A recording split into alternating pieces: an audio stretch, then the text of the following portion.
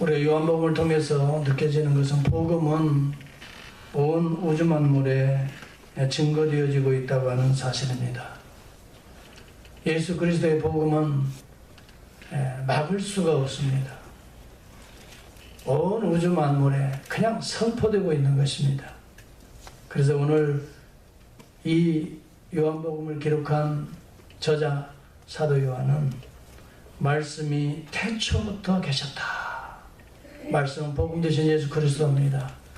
태초부터 우주의 만물이 있을 때부터 예수 그리스도는 계속 선포되어지고 있는 것입니다. 아멘.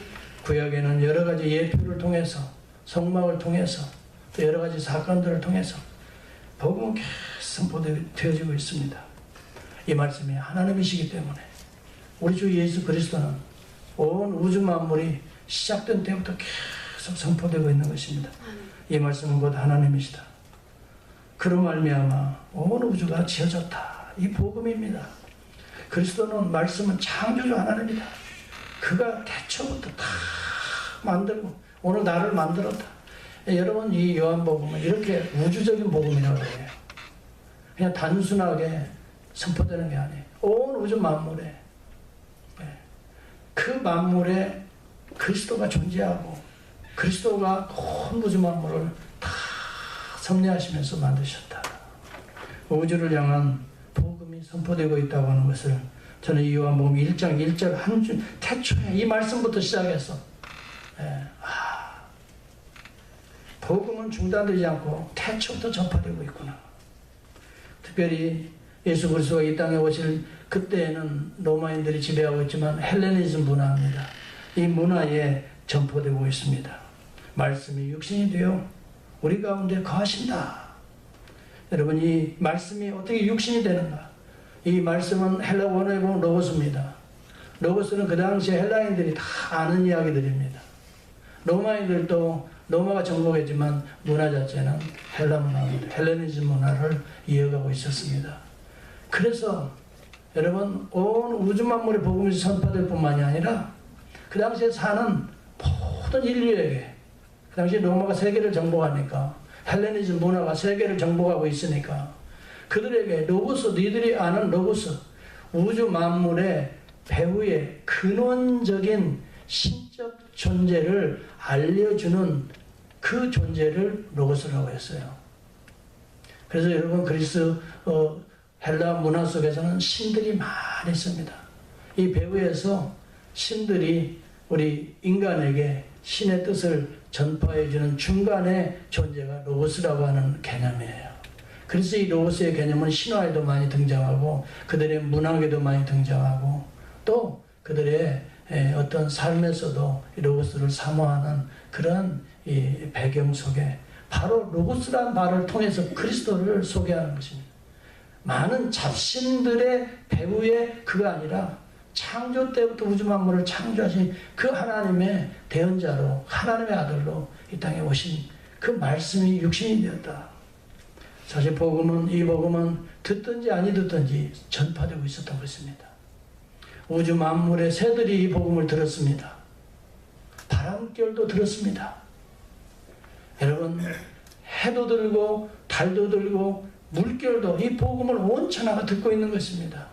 그리고 사람들이 그 문화 속에 살았던 사람들이 이 예수 그리스도의 이 선지의 존재의 모습, 로고스의 모습을 그들에게 전파하고 있는 것입니다. 그리고 좀 더 좁힙니다. 이제 유대인들에게 증거하는 것입니다. 보라, 세상 죄를 지고 가는 하나님의 어린 양이다. 여러분 우주 만물의 복음은 전파되고 있고 그 모든 인류들에게 복음은 문화권에 전파되고 있고 그래서 그를 보니 하나님의 영광과 은혜가 충만한 로고스가 지금 육신을 입고 오셨다. 그렇게 전파함과 동시에 이제 좀 더 좁혀서 유대인들에게 복음을 전하는 것입니다. 보라, 세상 죄를 지고 하는 하나님의 어린 양이다. 유대인들은 어린 양에 대해서 잘 압니다. 태초부터 우리의 죄인들을 구속하시기 위해서 이 피를 흘려서 가죽옷을 지어 입히신 그 어린 양의 모습은 앞으로 큰 복음의 내 죄를 대신할 그분을 상징하고 있는 것으로 하나님의 제사드린 어린 양이 바로 여기 오셨다. 아벨이 드렸던 어린 양이 바로 여기 오셨다. 여러분들이, 유대인들이 자기의 조상이라고 믿는 아브라함이 자기 아들 이삭을 대신해서 드렸던, 하나님이 예비했던 그 어린 양, 숯불가의 어린 양이 있지 않습니까? 그렇게 사람을 드리는 게 아니고 내 아들을 드릴 것이다 라고 하나님이 예비한 그 어린 양이 여기 왔다. 여기 있다. 이스라엘 백성들이 애굽에 여러분 고통을 당하고 400년 동안이나 신음의 어둠의 삶을 살 때 어린 양의 피를 발라서 이 죽음을 유월하게 하고 그 피를 좌우 임방과 문설주에 발라서 그 어린 양의 피가 있는 가정은 죽음의 사자가 넘어갔단 말이에요. 그래서 이스라엘 백성들이 살았기 때문에 출애굽하는 거예요. 애굽에 많은 처음 난 양새끼들이나 처음 난 장자들 모두가 다 죽은, 통곡을 하고 애곡을 하지만 이 어린 양, 이 피를 바른 그 집은 죽음의 사자가 너무 뛰었어요. 살았어요. 다 살았어요. 그 어린 양, 구원의 어린 양, 죄를 대속하는 그 어린 양, 그 어린 양이 바로 여기 예수 그리스도, 바로 육신의 몸을 입고 여기 오셨다. 그래서 유대인들에게 어린 양이라고 하는 이 메시지를 전함으로 이 유대인들에게 복음은 선포되고 있었던 것입니다. 그래서 핑계할 수가 없는 겁니다. 핑계할 수가 없어요. 나는 복음을 못 들어서 예수 못 믿었어요. 난 이유가 없는 것입니다. 예수 그리스도의 복음은 이렇게 온 우주에 모든 인류들에게, 문화권 속에, 또 유대인들에게, 그런데요 여러분, 이 복음이 이제 구체적으로 누구에게 들어가냐면 개개인에게 선포되고 있는 장면이 오늘 본문에 이 두 사람에게 복음이 심겨지고 있는 장면이 오늘 본문이에요. 오늘 본문은 세례 요한이 자기들이 많은 제자들 가운데 2명을 데리고 예수 그리스도 앞에 또 그 길목을 지켜서 예수님을 만나는 장면에서부터 시작됩니다. 여기 35절에 보면은 또 이튿날 요한이 자기 제자 중 2사람과 함께 섰다가, 그 이전, 그 전날 예수님이 세례 요한 앞으로 나타날 때 보라 세상 죄를 지고 가는 하나님의 어린 양이로다 라고 그렇게 증거했어요. 세례 요한은 정말 놀라운 분이에요. 이런 비밀을 하나님의 은혜로 알고 그대로 선포합니다. 그래서 지난번 저는 세례 요한의 이 고백은 사실은 베드로의 고백보다 더 위대하다. 신구약 전체 성경에 이런 구체적인 그리스도의 메시아의 사역까지도 선포했던, 또 실제적으로 그 복음을 증거했던 인물이 흔치 않은데, 세례 요한은 베드로의 신앙 고백, 마태복음 16절 가이사랴 빌립보, 주는 그리스도시요 살아계신 하나님의 아들이니이다. 이것도 주님이 엄청 칭찬하시네. 바요나 시몬아 내가 복이 있도다. 이를 알게 한 자는 네 혈육도 아니요 네 스스로도 아니요 위에 계신 아버지 하나님이다 하고 천국의 열쇠를 내가 너희에게 주노라. 바로 너희 신앙 고백에 의해서 내 교회를 세우리니 음부의 권세가 앞으로 그 교회에는 틈차지 못할 것이다 하고 놀라운 고백을 주셨는데, 그보다 더 위대한 고백이 바로 여기 세례 요한의 고백이었다고 저는 지난주일에 설교했습니다. 세례 요한은 짧은 인생을 살았지만 바른 복음을 받고 믿었고 증거했던 인물이에요. 여러분, 짧은 인생을 우리가 살아가지만 이런 바른 복음, 바른 진리, 바른 생명을 붙들고 고백하고 또 증거한다는 게 쉽지 않습니다.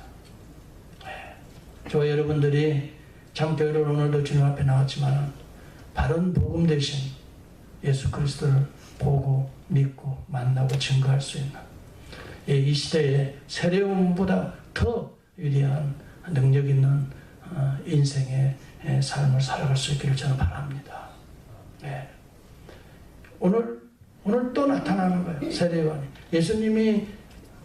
주님이 세례요한 앞에 나타났을 때 보라 세상 죄를 지고 하나님의 어린 양이로다. 그런데 그 다음날 예수님이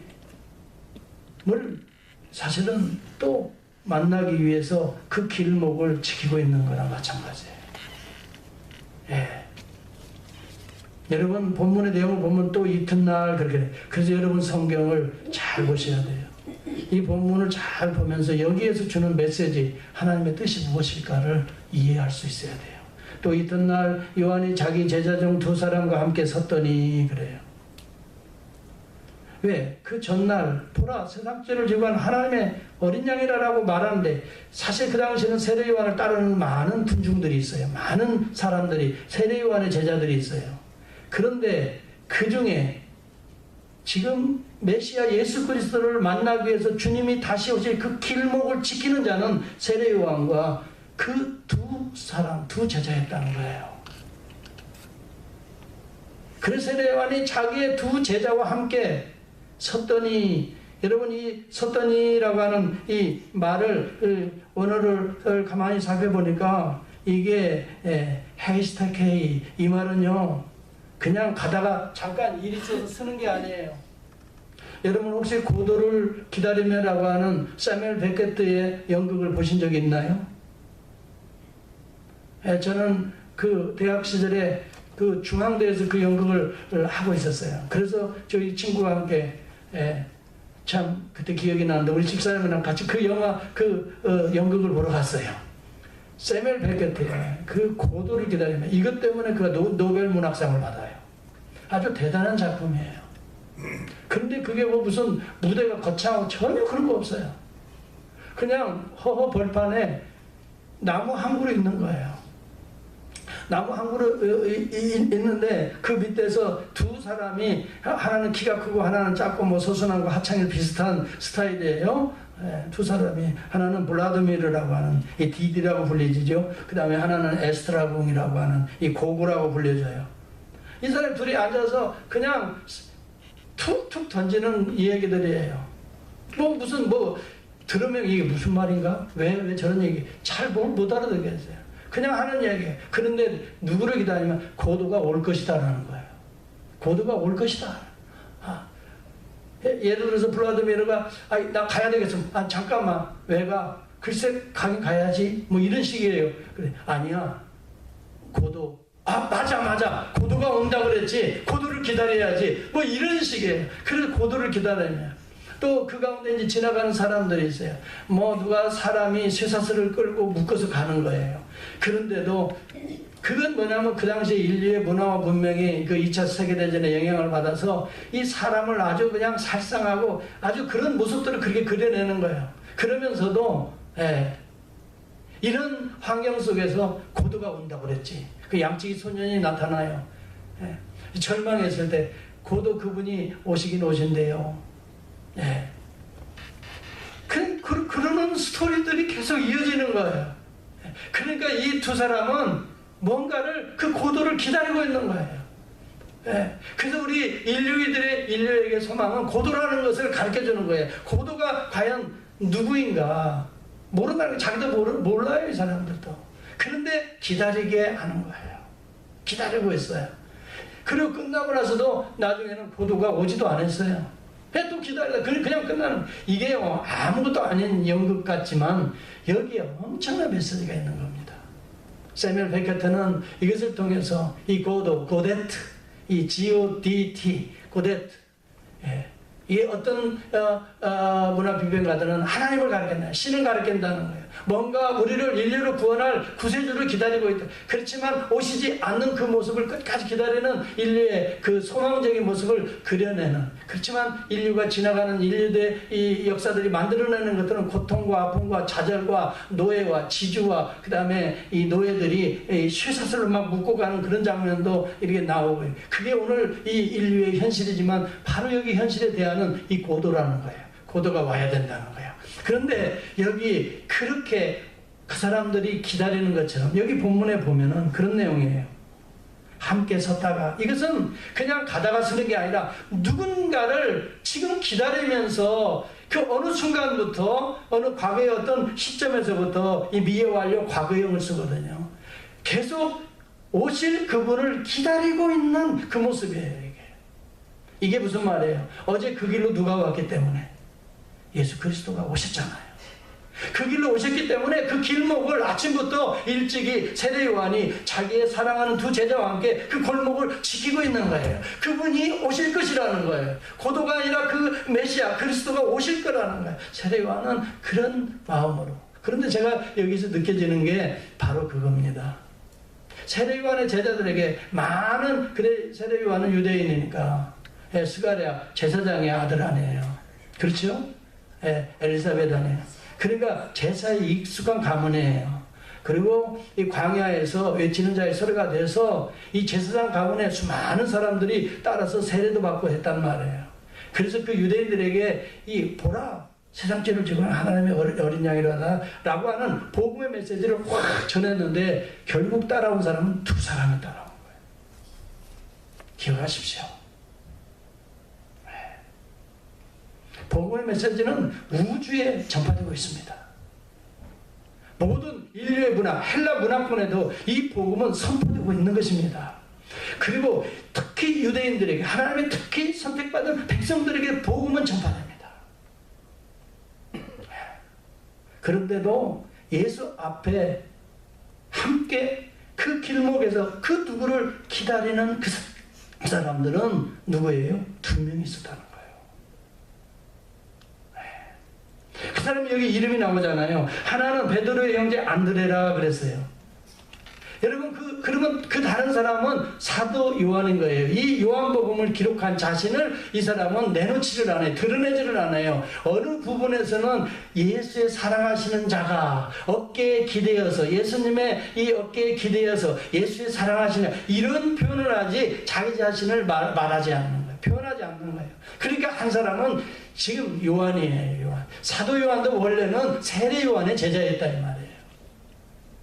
그래서 세례 요한이 이 들려주는 메시지, 보라 세상 죄를 지고 가는 하나님의 어린 양이다. 여기에 깜짝 놀란 자들이 있었다는 거예요. 세상 죄를 지고 가는 하나님의 어린 양. 이야, 여러분 유대 문명 속에서 이 어린 양에 대해서는 익히 잘 가르치고 또 경배하고 또 절기 때마다 그 오실 메시아에 대한 이야기를 이 히스토리 역사를 가지고 설명을 하거든요. 부모들이 이 자녀들에게. 그래서 그런 이야기를 증거할 때는 뭔가 기대감을 가지고 그 길목을, 다시 오실 그 길목을 그 다음날 또 지키고 있는 거예요. 기다리고 있는 거예요. 하나님의 그 어린 양을 기다리고 있는 거예요. 그런데 두 명이 등장하잖아요. 세례 요한과 함께.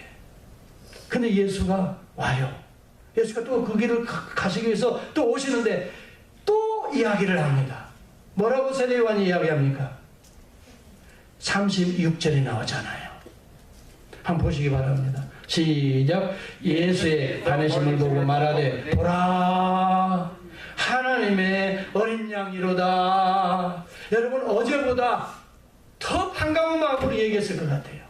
우리가 기다리는 그 사람이 드디어 왔다. 여러분 사무엘 베케트는 고도는 오지 않은 것처럼 그 작품은 끝나버리지만 여기 세례 요한은 분명하게 선포하고 있는 거예요. 보라 하나님의 어린 양이 여기 지금 와 있도다.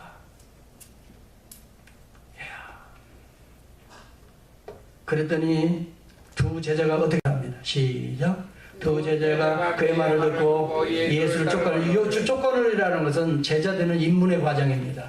드디어 왜냐하면 그때 당시에 제자들은요 그 자기의 스승과 함께 동거하는 입문을 하겠다고 하는 이 시작이 그를 쫓는 것으로 표현이 됩니다. 그 당대 문화입니다 이게. 그래서 여러분 세례 요한의 제자가 드디어 예수님의 제자로 입문하게 되는 것입니다. 그렇게 하도록 세례 요한이 또 그 예수를 가르쳤던 것입니다. 여러분 이게 중요한 것입니다. 왜 세례 요한은 자기 제자를 예수께 보낼까요? 여러분 우리가 보면 알잖아요. 자기 사람들이 필요하잖아요. 우리 모두는 그렇잖아요. 또 누구든지 자기를 인정해주고 자기를 따르는 사람들이 필요합니다. 그래서 어떻게든 자기 사람을 만들려고 노력을 합니다. 그렇죠? 그런데 왜 세례요한은 자기 제자를 지금 예수님한테 보낼까요? 여기에는 분명한 세례요한이 갖고 있는 확신이 있어요. 세례요한은 대안이 아니다는 거예요. 세례요한은 나를 따르는 너희들을 내가 책임질 수 있는 그런 존재가 아니라는 거예요. 너희들의 인생에 내가 메시지를 줄 수 있는 그런 존재, 그런 인물이 자기는 아니라는 거예요. 자기를 따르는 사람들에게 분명히 얘기할 수 있는 건 나는 아무것도 아니라는 거예요. 나는 대안이 아니라, 나를 보고 존경하고 따르고 나를 절대 그러지 말라는 거예요. 자기는 아무것도 아니다. 자기는 망할 죄인이요 존재라는 걸 어떤 의미에서 확실하게 보여주고 있는 거예요. 대안은 지금 오실 메시아 그리스도. 이것을 분명하게 손가락질하고 해요. 그러나 대부분 많은 사람들은 누구를 따르려고 하죠? 세례요한을 따르려고 하는 거예요. 여러분, 누구를 지시하면 그 지시하는 곳을 봐야 되는데 지시하는 손을 본다 이 말이에요. 세례요한은 이것을 넘어서 있어요. 자기는 대안이 아니라는 거죠. 자기는 구원할 수도 없고 그들을 돌볼 수도 없고 그들의 죄를 대속할 수도 없고 다만 그들을 대신해서 내가 십자가를 질 수도 없고 자기는 그런 존재가 아니라는 거예요. 여러분, 우리 교회가 누구를 손가락질해야 될까요? 여러분들이 누구를 제시해야 될까요? 대안으로. 우리 대화 중에, 우리의 교회의 섬김 중에 누구를 제시해야 될까요? 예수입니다. 우리들의 삶은 제시하는 자입니다. 아, 나를 본받으라. 아, 누구를 본받아야 된다. 여러분, 그 사람도 다 그게 비슷비슷한 존재들이에요. 대안이 아닙니다. 예. 한때 유명한 부흥사들 쫓아다니기도 했어요. 예. 다 대안이 아닙니다. 지금 그분들의 말년을 보십시오. 그 세계적으로 그렇게 유명하다고 하는 모 목사님 계시잖아요. 세계적으로 인구가 수십만 명의 교인들을 갖고 그렇게 대안이 아닙니다. 그냥 한 죄인일 뿐이고 한때 사용했던 분일 뿐입니다. 중요한 것은 여러분들이 교회에 와서 누구를 봐야 될까요? 네? 예수를 만나야 되는 거예요. 이것이 교회입니다.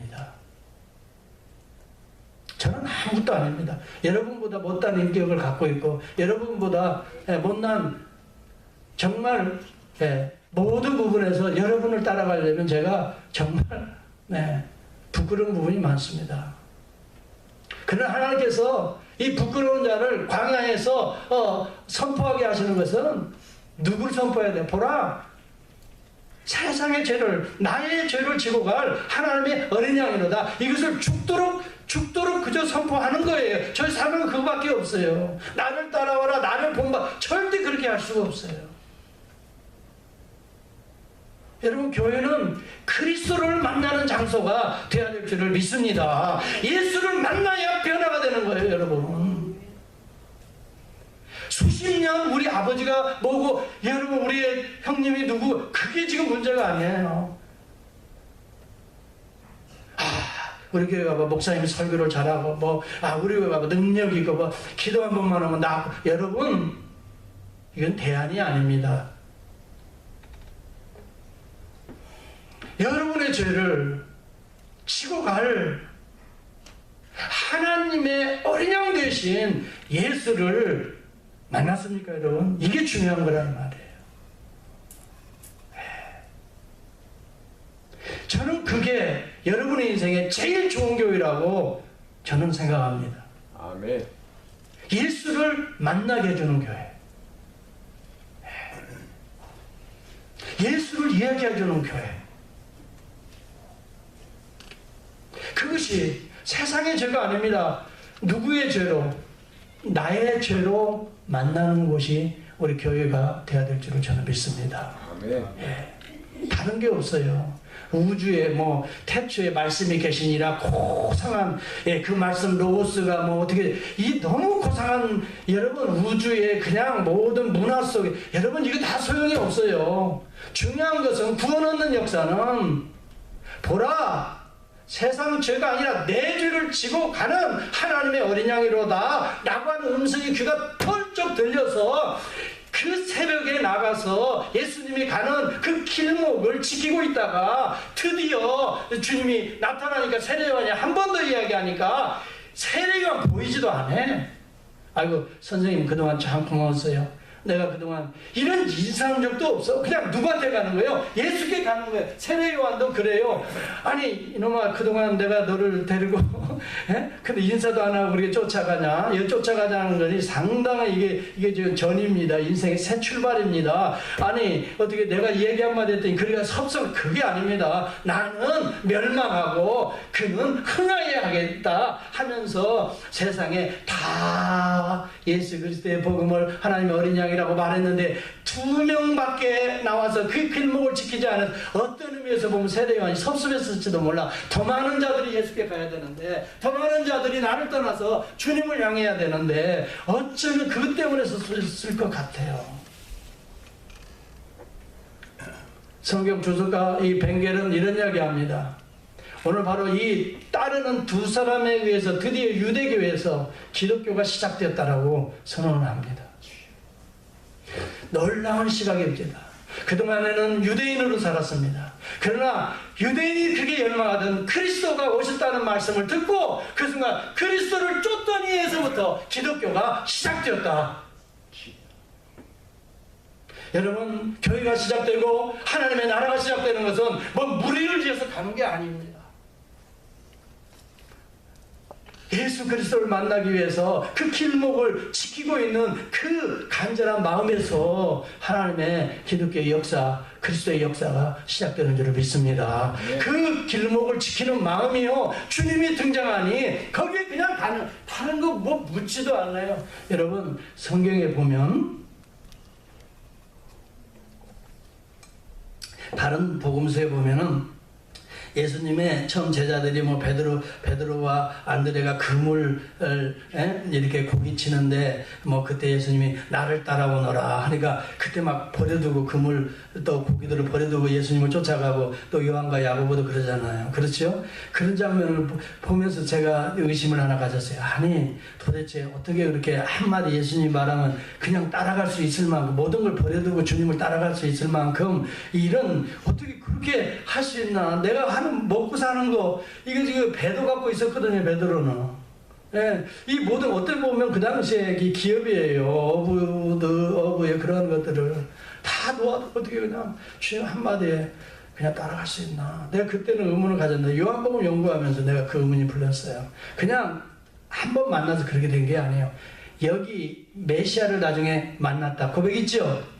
그 밤에 주님을 따라가서 메시아를 만난 거예요. 그 밤에 같이 거하면서 거하였더니 그 내용 나오잖아요. 예수님과 거하였더니 그런 내용이 나오잖아요.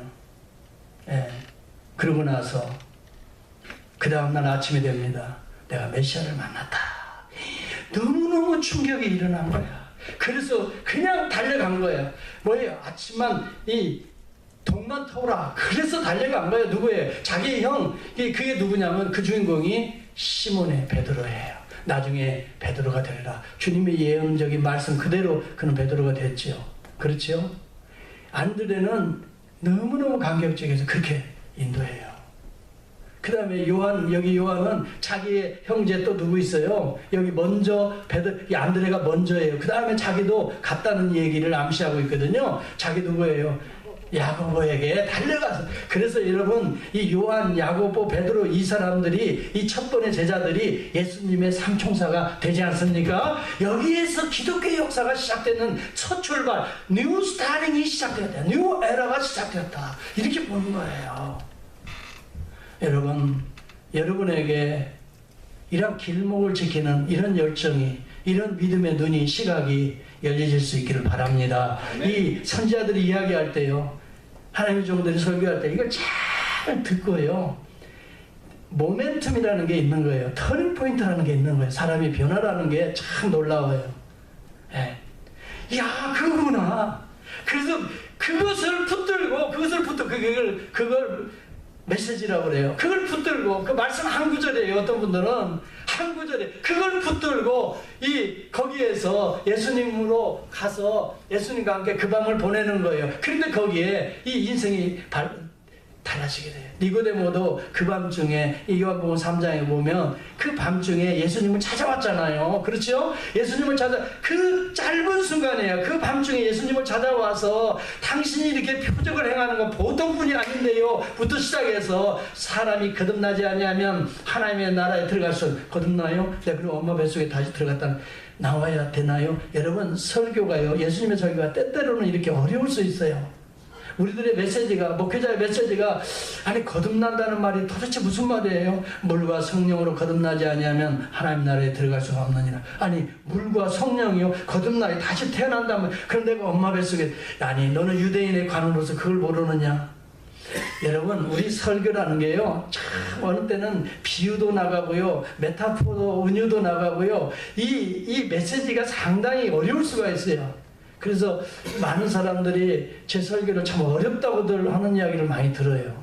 그런데 저는 참 쉽게 하고 있는데 왜 어렵다고 하나, 그렇게 내가 또 생각도 들지만, 그래서 가급적이면 쉽게 해보려고 하지만, 때로는 이렇게 비유와 은유, 이 깊은 의미들을 던질 때는 어려운 이야기죠. 그래서 그 밤을 어떻게 하는 거예요? 같이 지내면서 설명을 듣는 거예요. 성령의 역사를 어떻게 합니까? 그랬더니 뭐라고 얘기하냐면, 이 하나님의 역사는 바람과 같아. 바람이요? 아마 그랬을 것 같아요. 그래. 너 바람 볼 수 있어? 바람 볼 수 없지요. 예. 그럼 바람이 있어 없어? 있지요. 바람이라는 거 있는 것 정도는 저도 압니다. 근데 있는 것을 어떻게 알지? 그 정도는 이 나무가 흔들리는 걸 보니까 바람이 분명히 있는 것은 압니다. 바로 성령도 그와 같으니라. 네 마음이 변화가 일어나면 흔들리게 되느니라. 이것은 네가 뭔 생각하는 게 아니라 성령이 역사하고 있는 증거니라. 할렐루야. 이런 성령의 역사들이 주님 앞에 나올 때, 밤중에라도 나올 때, 함께 거하려고 할 때, 그 말씀을 붙들려고 할 때, 귀를 열라고 할 때, 이런 은혜가 여러분의 심령에 들어가는 줄을 저는 믿습니다. 성령의 역사는요, 그래서요, 무조건 은혜의 자리에 참여만 해도 하나님이 이런 은혜를 어느 순간 열어주시는 거예요. 여러분, 그래서 교회라는 건 보잘것없어 보여도요, 한 사람이 성령의 은혜로 예수를 만나는데, 그때부터 이 안드레가 자기 형을 데리고 오다가 그 다음에 그 베드로가 교회에 초석이 되지 않습니까? 그렇지 않으면 업으로 그냥 끝날 뻔했어요. 여러분, 우리 교회는 예수님을 만나기 위해서 골목을 지키는 교회가 될 수 있기를 축복합니다. 처음부터 랍비어 하고 예수님 앞에 등장을 하긴 해요. 랍비어라고 하는 말은 위대한 스승이라고 하는 것입니다. 우리가 주님의 교회 앞에 나올 때는 주님을 위대한 스승 정도로 우리가 생각해 볼 수도 있습니다. 랍비어 어디 계시오니까? 한번 38절을 여러분 보시기 바랍니다. 근데 변해서 랍비라고 부르지 않습니다. 그 다음날 뭐라고 부르죠? 내가 누구를 만났다고요? 예수께서 돌이켰다. 딸은 그것을 보시고 물어 이르시되 무엇을 구하느냐 이르되 랍비여 어디 계십니까? 랍비는 번역하면 선생이다. 좋은 말 듣는, 가르쳐주는 선생으로 생각하고 주님을 따를 수 있을 것 같아요. 그러나 그 밤 예수를 만나고 거하고 나서 그 밤에는 무엇으로 변화가 되느냐 하면 41절을 보시기 바랍니다. 시작. 그가 먼저 자기의 형제 시몬을 찾아 말하되 우리가 메시아를 만났다. 하나님을 만났다. 하나님의 아들을 만났다. 나의 죄를 해결할 구주를 만났다. 이제는 내가 더 이상 여한이 없다 이 말이에요. 하나님을 만났으면 다 만난 거지. 우주를 다 만난 거예요. 하나님이 창조한 모든 것이 하나님 안에 들어있어요. 인간의 죄된 더러운 것들도 해결할 수 있는 원천적인 대속의 은혜가 하나님 안에 있어요. 어린 양 안에 있어요. 그리스도 안에 있어요. 그러니 죄가 가져다 주는 죄책감, 좌절, 절망, 여러분 이 모든 것도 하나님을 만난 자 속에서는 깨끗하게 정결하게 씻어줄 줄을 저는 믿습니다. 아멘. 미움과 여러분 원망과 모든 것도 하나님을 만난 자 속에서 위해서는 사랑으로 바뀌어질 줄을 믿습니다. 내 욕망에 따라 살던 자들이 메시아를 만나게 되면 모든 걸 버려두고 십자가를 지고 부활의 생명의 그 놀라운 날까지, 영광의 날까지 통참하게 되는 줄을 믿습니다. 오늘 우리 교회는 이렇게 예수를 만나는 교회가 될 수 있다면 우리 교회는 정말 좋은 교회라고 저는 믿습니다. 아멘. 저와 여러분들이 참 숫자적으로는 열악해 보이는 것 같지만 여기 두 사람이 예수를 만났습니다. 메시아를 만났습니다. 그 두 사람이 자기 형제를 데리고 왔습니다. 여기에서 기독교의 교회가 시작되었던 것입니다. 남들이 볼 때는 여러분 참 무식하다고 여러분 이야기를 했습니다. 그러나 우리 하나님께서 절대 그렇지 않다라고 말합니다. 여러분 고린도전서 1장을 다 찾아볼 수 있기를 바랍니다. 절대 저와 여러분들 세상 사람들이 보는 시각으로 스스로 보지 말길 바랍니다. 여러분들은 정말 하나님의 귀한 동역자들입니다. 26절 1장 고린도전서 1장 26절을 보세요. 형제들아 너희를 가만히 잠깐만 너무 앞서가시는 것 같아요. 우리 같이 좀 하여튼 참 우리 장로님 열망이 너무 좋아요. 열망이 좋은데 그래도 또 다른 분들을 위해서 좀 배려 또 여기까지 들어가면 더 좋겠어요. 자, 우리 다 같이 한번 해볼까요? 이제 다 찾으셨죠? 중요한 내용이기 때문에 저는 이 말씀을 듣고 소망을 갖습니다. 그래, 내가 내 자신을 보면 참 부끄럽고 수치스럽고 아무것도 아니고 참 이런 사람이 무슨 목사라고 이런 뭐 그런 때도 있고, 그런데 이런 말씀을 들어보면서 다시 일어나. 그렇지, 이런 막대기만 또 못한 자도 하나님이 쓰시면 하나님의 복음을 증가하라 하시면 나도 남은 생에 주의 복음을 위해서 살아야지. 다시 일어나게 되는 귀한 말씀인데 26절부터 우리 그만할 때까지 같이 큰 목소리로 같이 하겠습니다. 시작. 형제들아 너희를 부르심을 보라. 육체를 따라 지혜 있는 자가 많지 아니하며 능한 자가 많지 아니하며 문벌 좋은 자가 많지 아니하도다. 그러나 하나님께서 세상에 미련한 것들을 택하사 지혜 있는 자들을 부끄럽게 하려 하시고 세상에 약한 것들을 택하사 강한 것들을 부끄럽게 하려 하시며 하나님께서 세상에 천한 것들과 멸시받는 것들과 없는 것들을 택하사 있는 것들을 폐하려 하시나니 이는 아무 육체라도 하나님 앞에서 자랑하지 못하게 하려 하심이라. 연약한 저희들을 통해서라도 하나님이 사용하시기로 작정하시면 놀라운 하나님의 도구로 저 여러분의 인생을 사용해 주시라고 믿습니다. 거기에는 나이도 문제가 아닙니다. 나이가 들었는데요. 여러분 모세는 80세에 하나님의 위대하게 썼습니다. 정말 마른 막대기와 같은 그 인생을 하나님은 바꾸어서 위대한 구원자로, 이스라엘의 구원자로 썼습니다. 나는 못 배워서 그것도 문제가 아닙니다. 여기 오늘 베드로 보십시오. 안드레 보십시오. 이 사람들은 다 갈릴리 어부들입니다. 그리고 그 다음에 요한과 야고보도 다 그 주변에 배다리 사람들입니다.